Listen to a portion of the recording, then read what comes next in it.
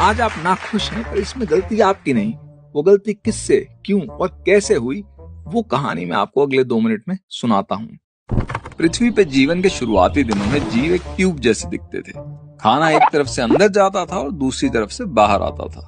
खाना मिलना तुक्के वाली बात थी, पर जब खाना मिलता ट्यूब कुछ और दिन खाना ढूंढने के लिए जिंदा रह जाती थी। और जो ट्यूब ज्यादा दिन जी जाती थी, फिर वो खुद 1 से 2 हो जाती थी।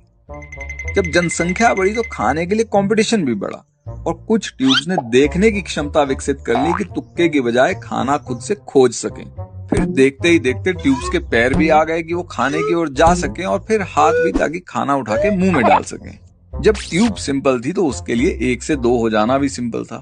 अब 2 ट्यूब्स मिलके 1 ट्यूब बनाने लगी। अब खाना इकट्ठा करना, पार्टनर ढूंढना, बच्चे पालना, इस सब पेचीदगी को मैनेज करने के लिए ट्यूब को दिमाग भी विकसित करना पड़ा। लेकिन इसका एक साइड इफेक्ट भी था।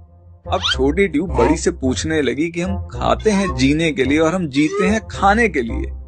आखिर इस चक्र का पॉइंट क्या है? जवाब तो इसका बड़ी ट्यूब के पास भी नहीं था, पर उन्होंने इतना कह दिया कि देखो, ज्यादा दिमाग मत लड़ाओ, जो चलता आया है उसे चलाओ, खाओ, कमाओ, 1 से 2 हो और फिर 2 से 4 हो जाओ। खाना कमाने, पार्टनर ढूंढने, बच्चे पालने में कुछ समय के लिए तो ट्यूब्स का ध्यान इस सवाल से हट जाता था, पर बड़े होते होते जिंदगी का एक खोखलापन फिर से उन्हें खाने दौड़ता।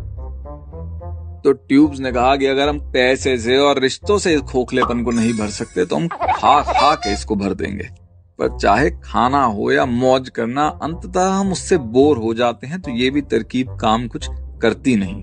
जो मुझे इसका तोड़ समझ में आया वो ये कि भाई, पैदा हुए हैं तो जीना पड़ेगा, जी रहे हैं तो खाना पड़ेगा।